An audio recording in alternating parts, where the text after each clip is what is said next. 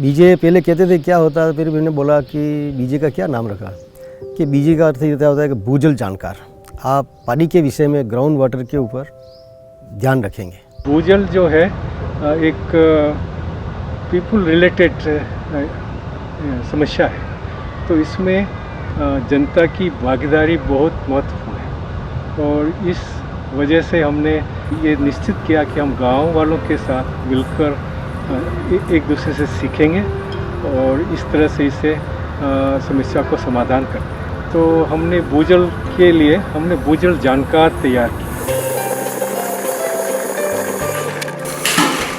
यानी वे प्रशिक्षित किसान साथी जिन्हें सरल साधन दिए गए हैं जिससे कि वे क्षेत्र में सतही जल व भूजल को निरंतर रूप से माप सकें।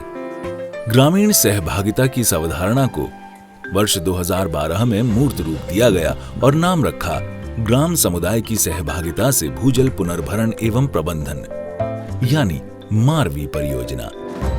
इस परियोजना में खास बिंदु यह है कि हम कम्युनिटी एंगेजमेंट के साथ साथ जो हमारा साइंटिफिक इनपुट है, हम उन दोनों को एक साथ कोलैबोरेट करके इसमें हम काम कर रहे हैं। जितने भी अभी IWMP के प्रोजेक्ट हैं उसमें खासकर जो हमारा बीजे का प्रोग्राम है, भूजल जानकार का जो कंसेप्ट है, उस कंसेप्ट के माध्यम से वाटर सेट के अंदर हम उसकी मॉनिटरिंग, कुओं की मॉनिटरिंग, रेनफॉल की मॉनिटरिंग और उसके बाद जो चेक डैम है जो उसमें मॉनिटरिंग करते हैं और उस मॉनिटरिंग करके वो उसके जो डेटा है उन डेटा को हम अपने लेवल पे एनालिसिस करते हैं, उसका साइंटिफिक मैनेजमेंट करके कि इसका साइंटिफिक बेनिफिट क्या है। भूजल विज्ञान है जो ग्राउंड वाटर साइंस है, उसको गांव वालों तक पहुंचाएं और उनके आधार पर हम इसका प्रबंधन करेंगे तो हम बहुत कुछ कर सकते हैं। हमारे ग्रामीण साथी अब ये समझने लगे हैं कि किसी भी जल पुनर्भरण संरचना के निर्माण की पूर्व की स्थिति में उस क्षेत्र की मिट्टी, जमीन का प्रकार, उसका उतार चढ़ाव,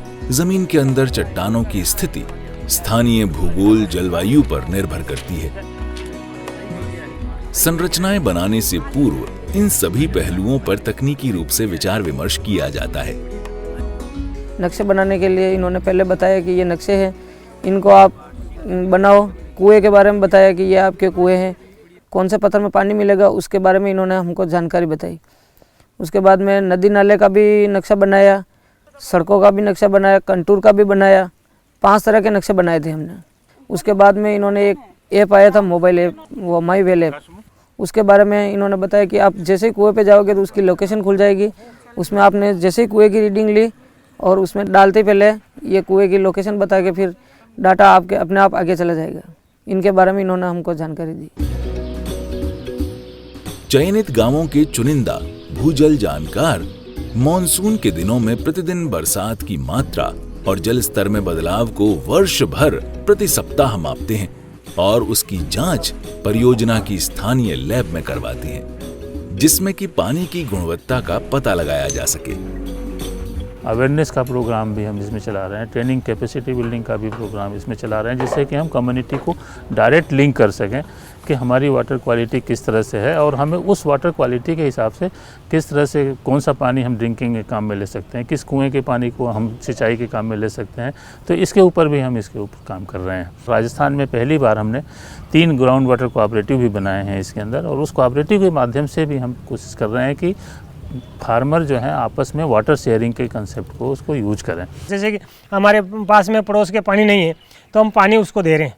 जैसे हमारे 5-4 कुएँ हैं, 2-4 ट्यूबवेलें भी है, तो उन्होंने अड़ोस पड़ोस में जैसे किसी भाई का पड़ा हुआ खेत है उसको भी पानी हम दे रहे हैं। और समिति बनी हुई है, महीने में एक बार मीटिंग रखते हैं और जब बरसात चला जाता है उसके बाद में हम 15-15 रोज़ के अंदर लेते हैं भाई कि हमारे को क्या चीज़ बोना है, और गांव में भी बता देना, एक पड़ोस के दूसरे पड़ोस को बताते रहना है कि भाई आप इस ढंग से काम करोगे। ये सूचना है जो अभी है, जो पानी नापने वाले वाटर लेवल के हिसाब से है, जो आप सारे हैं जो हम बताते रहते हैं। तो उसमें क्या फ़ायदा ये होता है कि उतने पानी से नंबर ऑफ़ फार्मर्स को जो है वो ज़्यादा बेनिफिट मिल सकता है, या दूसरा जो एक कंसेप्ट है कि ज़्यादा एरिया के अंदर वो फसल ले सकता है।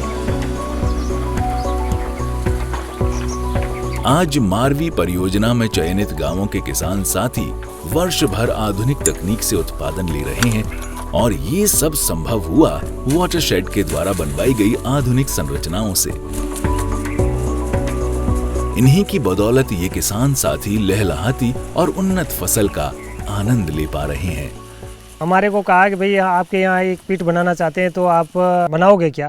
तो मैंने कहा कि मतलब मैं तो पिट बना नहीं सकता हूँ। तो उन्होंने बोला कि सर कि मतलब ये जो वाटरशेड वालों ने कि भाई हम हमारे हिसाब से ये बना के दे देंगे।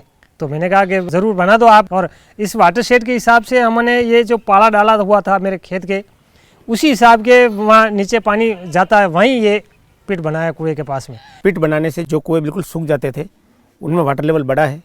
30 फीट है, 40 फीट है, 50 फीट है, 100 फीट के करीब कुएँ भी हैं आसपास में।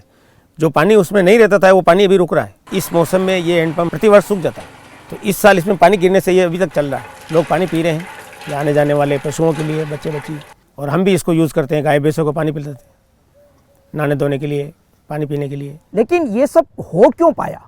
वाटरशेड के प्लेटफॉर्म मिलने के कारण। IWMP 9 नंबर का वाटरशेड हमने द्वारका उनको सजेस्ट किया, क्योंकि वाटरशेड स्कीम में लोगों का जुड़ाव, कृषकों का सोसाइटीज़ सब वर्क करती है, और कुछ स्ट्रक्चर्स जो वो उनके फाइनेंशियल उसमें नहीं था, वो हमारे स्कीम में था बनाने का। तो दोनों के बीच में जो तालमेल होता है उसके कारण मारवी प्रोजेक्ट को भी वहाँ लॉन्च करने से उनको हाईलाइट और लोगों का रेस्पॉन्स यह भी मिल पाया। संरचनाओं के निर्माण के स्थान और जल भराव क्षेत्र को जियो टैगिंग के माध्यम से सभी से साझा किया जाता है। इन संरचनाओं में मॉनसून के बाद भी व्यर्थ बह जाने वाला वर्षा जल कई महीनों बाद तक सतही स्तर पर बना रहता है। भूवन पोर्टल पर इन संरचनाओं को आसानी से देखा जा सकता है। इनमें भरे वर्षा जल से ही गांवों में भूजल स्तर में बढ़ोतरी हुई है और कुओं व तालाब में पानी की आवक बढ़ी है। आज पानी का लेवल जहां मैं बैठा हूं मात्र 28 फीट गहरा है, यानी कि मेरा ट्यूबवेल एक पाइप और सबमर्सिबल लगा हुआ आराम से चलता है।